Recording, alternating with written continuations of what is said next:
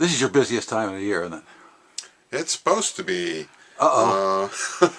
Traditionally, it is for most retail, and the record industry isn't any different. Usually the record industry loads up a lot of releases in the fourth quarter, and we do really well. There hasn't been that many great records that come out for fourth quarter, but there's sure a lot of really good music out there. Uh-huh. What have been some of your favorites that have come out this quarter? Well, I mean, your own personal favorites. oh, yes, yesterday the new Black Keys came out, and it is absolutely the best record they ever made. It doesn't sound like any other Black Keys record out there. It sounds like a really great 70s rock record, and it's one of those records you want to play from beginning to end, and you want to put it back on again. So I think for the fourth quarter, I think that's going to be the record that's going to be the runaway winner for us and our customers. They're going to love it. So, are people still buying records around the Christmas time? Yeah, people still buy records. It's been tougher during the rest of the year, but I think a lot of people will buy CD and vinyl over the holidays. With the way the economy's been, recorded music in general, physical copies of recorded music, has went down the list of priorities to people. You know, people got to pay their rent, they got to buy food, so it has moved down. But I think as a holiday gift, that they're an economical thing that you can get. Okay.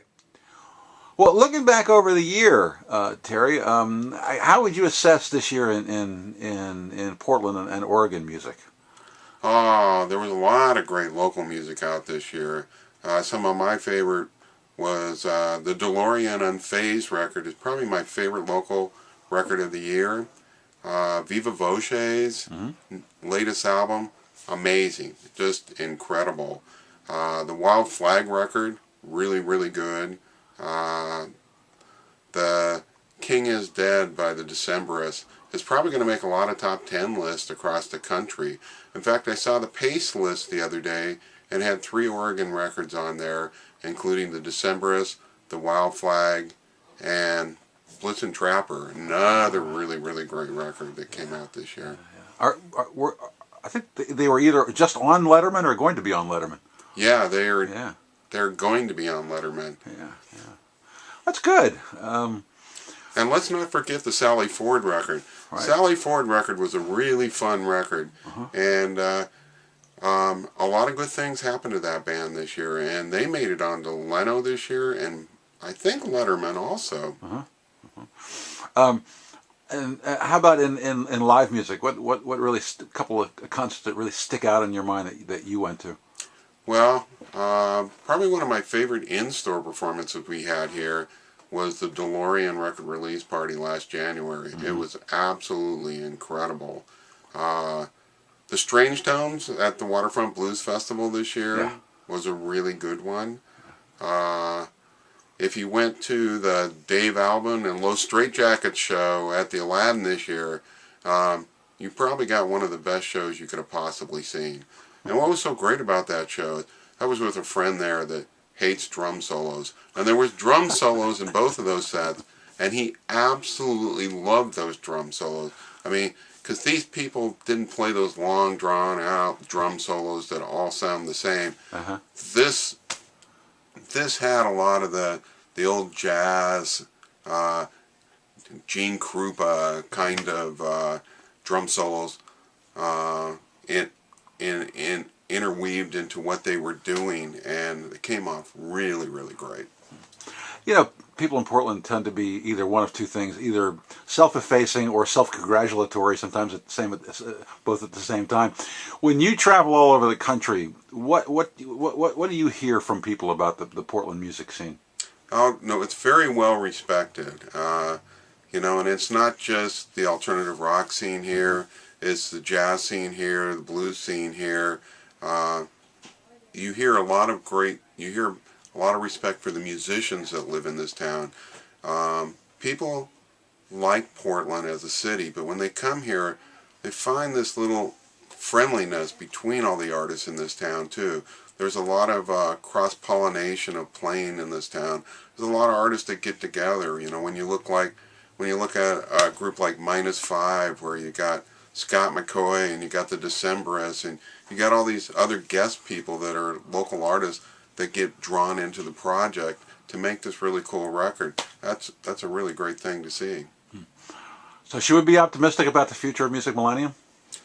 We're gonna give it our best. You know, it's been a really rough last 10 years. It gets a little rougher every year.